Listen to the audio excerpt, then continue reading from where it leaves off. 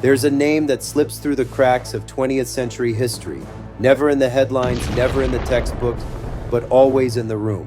He was there when Mussolini was freed from a mountain fortress. He was there when Nazi scientists trained armies in Cairo. And somehow, he was even there when Israel hunted the last of his kind. He was called the most dangerous man in Europe, but what he did after the war might be even more dangerous. This is the story of Otto Skorzeny, a soldier, a spy, a traitor to some, maybe even a savior to others. But to me, he's a shadow that refuses to fade. Otto Skorzeny wasn't just another Nazi officer. He was Hitler's personal commando, handpicked for missions that were considered impossible.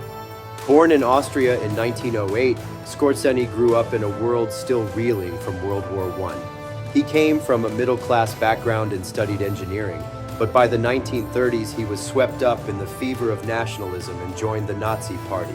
He wasn't a loud ideologue, he was a planner, a doer, the kind of man who could walk into a crisis and find the one path forward everyone else missed.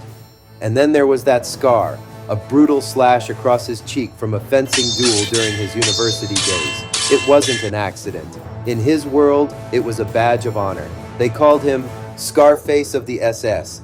But Skorzeny wasn't just muscle. He spoke 5 languages. He understood propaganda. He understood fear. And he knew how to weaponize both. In 1943, with the war turning against the Axis, Italy collapsed into chaos. Mussolini was overthrown by his own people and imprisoned in a remote hotel fortress in the Apennine Mountains, Gran Sasso. The Allies thought they'd neutralized Italy's fascist leader, but Hitler wasn't ready to let go. Skorzeny was sent on a mission that sounded more like a movie plot than real history. Fly a glider, yes, a literal wooden glider, through enemy airspace, crash-landed on a narrow plateau, storm a fortress, and rescue Mussolini. And he did it. No gunfire, no casualties. A film crew captured it all. The world watched as Mussolini walked out, flanked by German troops with Otto Skorzeny at his side. Even Winston Churchill reportedly called it, quote, a daring attack, completely beyond all foresight. That single event made Skorzeny a legend, not just in Germany, across the world. He became a symbol of Nazi boldness, a celebrity soldier, but the war was far from over. After Germany's defeat, Skorzeny was arrested by the Allies and held for trial. He was accused of war crimes, including fighting in enemy uniforms, a serious charge under the laws of war. But somehow he was never convicted. In fact, he managed to escape custody twice, once by dressing up as an American private. Another time with help from underground Nazi sympathizers who smuggled him out through Austria and into Spain. While many of his fellow officers were sentenced at Nuremberg, Otto vanished. But he wasn't done. He didn't rebuild an army, he built a network, a ghost network of former Nazis, arms dealers, engineers, and mercenaries. The war was over, but for Otto, the game had just changed. By the 1950s, he reappeared in Egypt, and not as a fugitive, as a military advisor. There he worked closely with President Gamal Abdel Nasser, helping train Arab commandos and coordinating Egypt's intelligence services. And he didn't come alone. Skorzeny brought with him former SS scientists, many with expertise in missile technology and chemical weapons.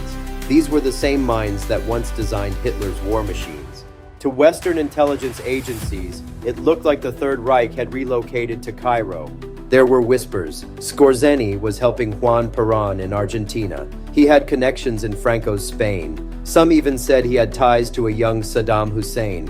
His fingerprints showed up in weapons deals, espionage circles, even rumors of assassination plots.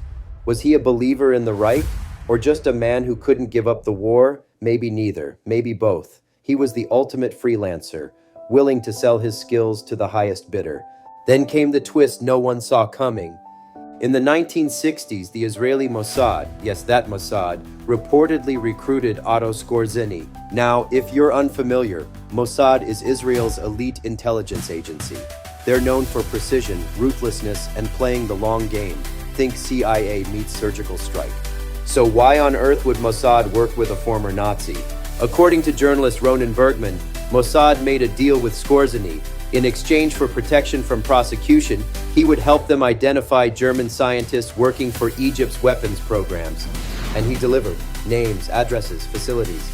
He even reportedly assassinated a target himself, not through a hit squad, but by planting a bomb in the man's home. He returned to Madrid quietly, where he lived the rest of his life under surveillance, but untouched. No trials, no justice, just Otto, living in comfort, surrounded by Nazi memorabilia, as if history had simply paused. Skorzeny died in 1975, an old man with full honors in Spain. To some, he was a war hero, a brilliant strategist. To others, a war criminal who dodged accountability.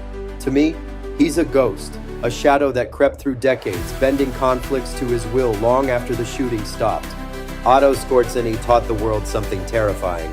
You don't need a uniform to keep fighting a war. You just need a network, a passport, a little charm, and no conscience. And the scariest part? History has a habit of forgetting men like him, until someone starts asking the right questions. Thank you so much for watching Holy Moly History. Don't forget to comment and like.